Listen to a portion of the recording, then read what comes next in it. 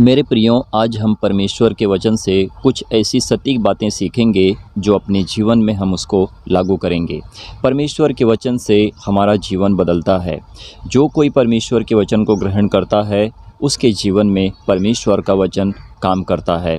यानी कि परमेश्वर का वचन जीवित है और हम जब परमेश्वर के वचन को पा लेते हैं तो हम जीवित ठहरते हैं। मेरे प्रियो, जब तक मनुष्य प्रभु यीशु मसीह को नहीं जान लेता कि वो कौन है, क्या वो परमेश्वर की तरफ से आया है या फिर परमेश्वर का भेजा हुआ है या परमेश्वर का पुत्र है या फिर स्वयं में वो परमेश्वर है, तब तक मनुष्य अंधकार में रहते हैं कि जब तक वो प्रभु यीशु मसीह को नहीं जान लेते हैं और वो सांसारिक रीति से मरे हुए होते हैं। मनुष्य जीता तो ज़रूर है परंतु वो मरा हुआ होता है क्योंकि उसके अंदर सत्य नहीं रहता है। तो मेरे प्रियो, आज हम सीखेंगे और जानेंगे परमेश्वर ने मूसा को 10 आज्ञाएं दी थी। पवित्र बाइबल पुराना नियम, परमेश्वर ने मूसा को सिनै पर्वत के ऊपर 10 आज्ञा दी थी। पवित्र बाइबल नए नियम, प्रभु यीशु मसीह ने अपने चेलों को कौन सी आज्ञा सबसे बड़ी है इसके विषय में प्रभु यीशु मसीह ने बताया था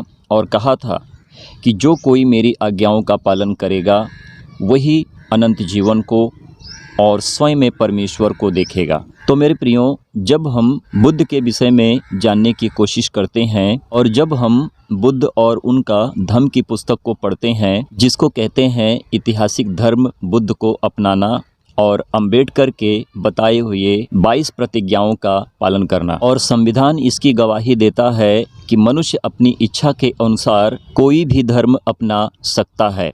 उसके ऊपर ना तो कोई आरोप है ना तो कोई रोक है, परंतु हाँ, ज़बरदस्ती नहीं, अपनी इच्छा के अनुसार वो अपने धर्म को अपना सकता है। तो आज हम इसके विषय में सीखेंगे और जानेंगे कि हम क्या सीख रहे हैं और क्या समझ रहे हैं और क्या हमारे दिमाग में बैठ रहा है कि हम परमेश्वर के वचन में और भी गहराई से बढ़ सकते हैं। तो सबसे पहले हम पुराने नियम पवित्र शास्त्र बाइबल पर नज़र डालते हैं कि परमेश्वर का वचन हमसे क्या बात करता है, यानी कि परमेश्वर ने मूसा को किस रीति से कैसे 10 आज्ञाएं दी थी। जब हम निर्गमन अध्याय 20 वचन 1 से 17 तक इसे पूरा पढ़ते हैं, पहले वचन में लिखा है कि तब परमेश्वर ने ये सब वचन मूसा से कहे। दूसरे वचन में कि मैं तेरा परमेश्वर यहोवा हूँ जो तुझे दासत्व के घर अर्थात मिस्र देश से निकाल लाया हूँ। तीसरे वचन में लिखा है तू मुझे छोड़ दूसरों को ईश्वर करके ना मानना। चौथे वचन में लिखा है तू अपने लिए कोई मूर्ति खोद कर ना बनाना,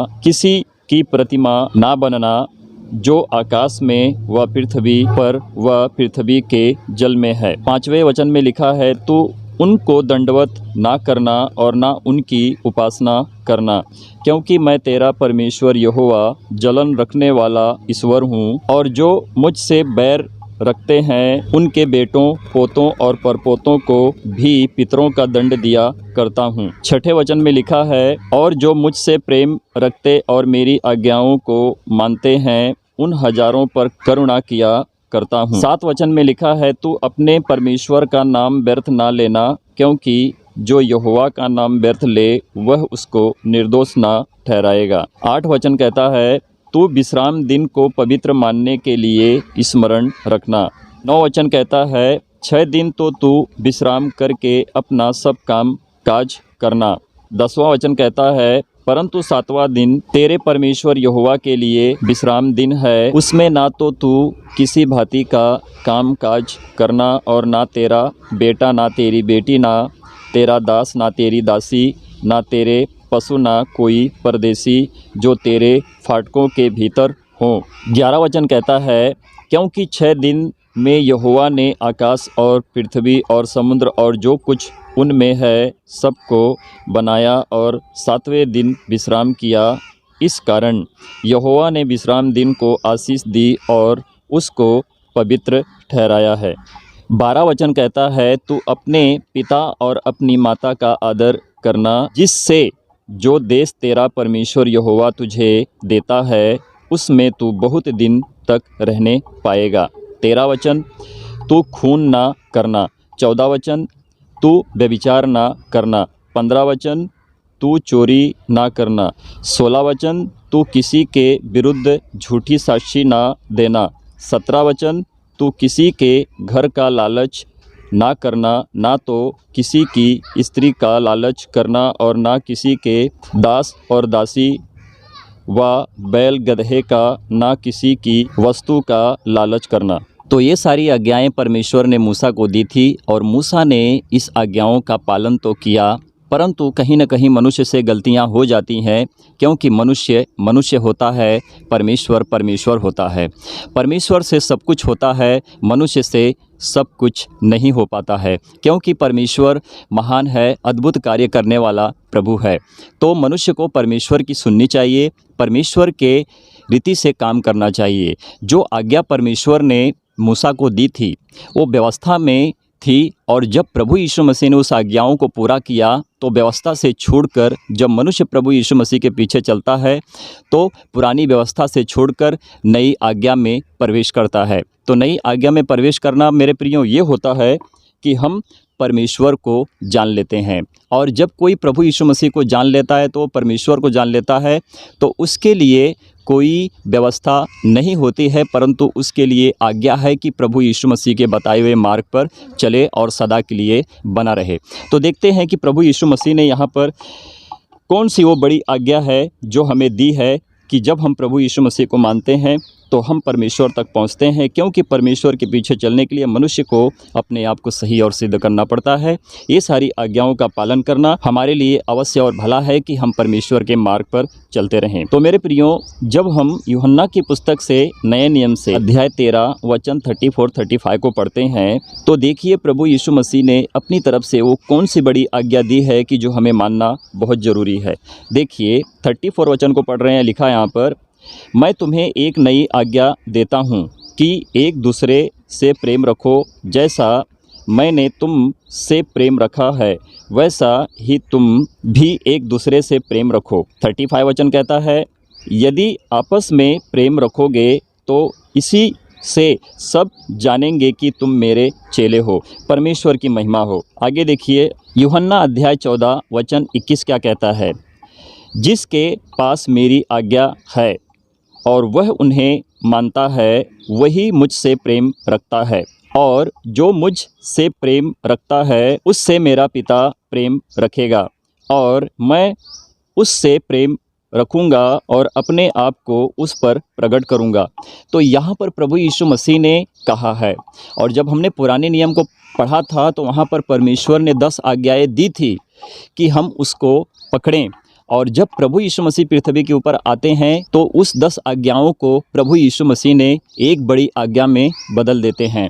तो पुराना नियम हमारे लिए शिक्षा है, नया नियम हमारे लिए आज्ञा है कि हम उसको मानकर चलें और परमेश्वर के आज्ञा का पालन करें। जब हम यूहन्ना अध्याय 14 23 वचन को पढ़ते हैं, यहाँ पर लिखा है, यीशु ने उसको उत्तर दिया, यदि कोई मुझसे प्रेम रखे तो वह मेरे वचन को मानेगा और मेरा पिता उससे प्रेम रखेगा और हम उसके पास आएंगे और उसके साथ वास करेंगे। तो मेरे प्रियो, यहाँ पर जो हमने सीखा परमेश्वर क्या कहते हैं और प्रभु यीशु मसीह क्या कहते हैं, तो पुराना नियम और नया नियम जो हमारे लिए दिया गया है, हमारे लिए दोनों मायने रखता है कि हम परमेश्वर के वचन को कैसे अपने जीवन में ग्रहण करते हैं और कैसे हम अपने आप में होकर विश्वास में उसको पाने की कोशिश करते हैं। तो मात्र एक सच्चा परमेश्वर प्रभु यीशु मसीह है, उसे छोड़ और कोई दूसरा परमेश्वर हमें इस पृथ्वी के ऊपर नहीं मिल सकता है। अगर मनुष्य अपने रीति से चित्रकला करता है और उसको बनाता है तो मनुष्य का काम है, चित्रकला है, उसका बढ़ावा है कि वो उसे मानता है। पृथ्वी के ऊपर कोई देवी देवता, भगवान, ईश्वर जो कहलाते हैं वो मायने में ऊपर से नहीं है, परंतु वो मनुष्य के लिए नीचे से बनाए गए हैं। तो परमेश्वर ने कहा कि स्वर्ग मेरा सिंहासन है, पृथ्वी मेरे पैरों की चौकी है। तो प्रभु यीशु मसीह ने कहा कि स्वर्ग और पृथ्वी का सारा अधिकार मुझे दिया गया है। तो मेरे प्रियो, अगर हम आज जीवित हैं, परमेश्वर ने हमें बनाया है, तो हम जीवित परमेश्वर के पुतले हैं, जो हम जीते जागते घूमते फिरते काम करते हैं, खाते पीते हैं और अपने जीवन को परमेश्वर के आधार पर व्यतीत करते हैं। परमात्मा मतलब कि परमेश्वर आत्मा है, परमेश्वर मनुष्य के शरीर में प्रवेश करता है और मनुष्य की शरीर परमेश्वर का मंदिर है और उसी मंदिर में परमेश्वर प्रवेश करता है, जिसको कहते हैं कि परमेश्वर हमारे पास आएगा और हमारे अंदर वास करेगा और हमारे साथ सदा रहेगा। और इसी बात पर हम नज़र डालते हैं तो प्रभु यीशु मसीह कहते हैं कि सबसे बड़ी आज्ञा यह है कि तुम एक दूसरे से प्रेम रखो और हमारा प्रेम परमेश्वर में हो और हम सही रीति से परमेश्वर के लिए काम करें कि परमेश्वर की आशीष हम पर सदा बनी रहे। परमेश्वर के प्रकाशन और दर्शन के द्वारा हम अपने जीवन को प्रभु में अपने आप को दीन कर सही करके नम्र करके जीवित रखें और हम आशीषित होते रहें। तो हमारा परमेश्वर महान है, सबसे बड़ा है और वो अद्भुत काम करने वाला परमेश्वर है, क्योंकि परमेश्वर सर्वशक्तिमान प्रभु है। उसे छोड़ और कोई दूसरा परमेश्वर नहीं है। पूरी दुनिया को, संसार को रचने वाला, बनाने वाला, उनको पालने वाला सिर्फ एक परमेश्वर है जो हमारे साथ रहता है, जिनका विश्वास प्रभु यीशु मसीह के ऊपर बना रहता है। तो प्रियो, देखते हैं कि ऐतिहासिक धर्म जिसको कहते हैं बुद्ध को मानने वाले जो अंबेडकर ने 22 प्रतिज्ञाएं दी थी, वो क्या है उसके विषय में हम सीखेंगे और जानेंगे। परमेश्वर के राज्य में कोई भी धर्म नहीं है, कोई भी जाति नहीं है। मनुष्य का प्रेम और विश्वास है कि वो हर किसी को आदर और मान सम्मान दें। परमेश्वर को छोड़ इस पृथ्वी के ऊपर कोई भी आज्ञा सर्वश्रेष्ठ नहीं मानी गई है कि जब तक परमेश्वर की तरफ से वो आज्ञा मनुष्य को ना मिले।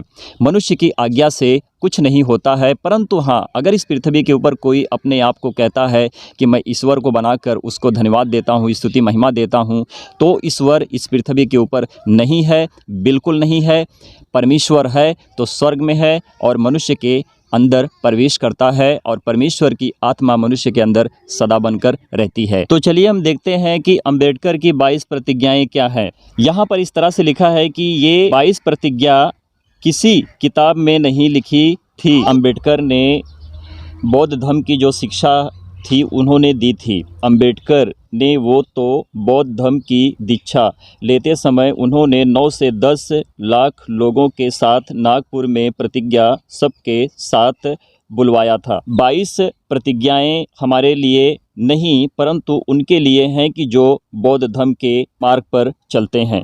पहली प्रतिज्ञा क्या है? मैं ब्रह्मा, विष्णु और महेश में कोई विश्वास नहीं करूँगा और ना ही मैं उनकी पूजा करूँगा। देखिए दूसरी प्रतिज्ञा, मैं राम और कृष्णा जो भगवान के अवतार माने जाते हैं, मैं कोई आस्था नहीं रखूँगा और ना ही मैं उनकी पूजा करूँगा।